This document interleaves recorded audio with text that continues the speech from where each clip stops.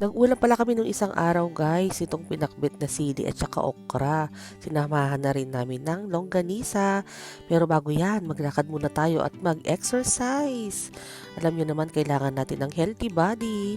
At the same time, kailangan din natin ilakad itong sinabi.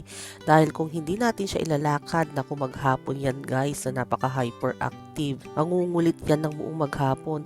Dito lang naman tayo sa neighborhood naglakad-lakad. At may bago din kaming recruit na kasamang maglakad ni Navi. Ito nga si Jusawa. Alam niyo naman madalang lang yan sumama sa amin.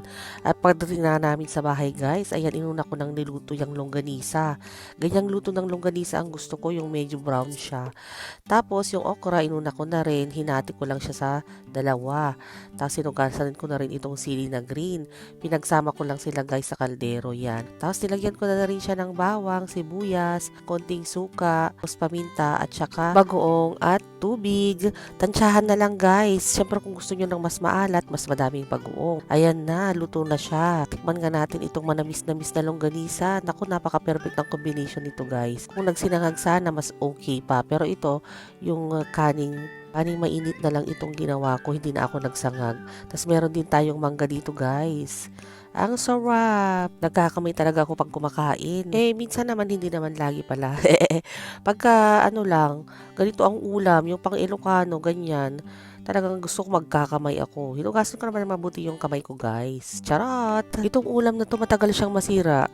Alam nyo, ilang araw na siya, iniinit ko lang, hindi naman siya masyadong nasisira o kaya napapanis. Kasi siguro dahil meron siyang suka, at saka maalat din, kaya nape-preserve siya.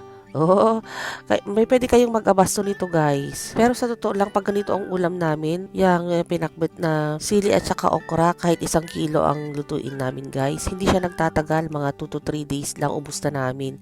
Kasi nga masarap siyang i-combine sa pritong isda, pritong karne, ganun. Sino sa inyo guys ang kumakain na nagkakamay tapos nakataas pa ang paa? I-comment nyo down below. Ako din, ganun din ginagawa ko kasi. At saka syempre pagkatapos natin kumain ay enjoy na naman natin ang pagsuswimming. Habang summer pa at mainit, kailangan natin gamitin ang ating pool. Kasi pag winter na naman, nako, wala naman tayong heater guys, kaya hindi siya nagagamit. Pero malinis pa rin, nami-maintain naman siya ng buong year. Kaya nag-i-invite kami ng mga friends na pupunta dito at samahan nila kaming mag-swimming. Syempre the more the happier, diba?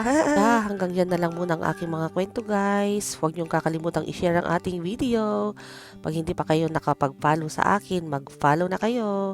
Tapos magkita-kita ulit tayo next time for more videos. Bye! Have a nice day!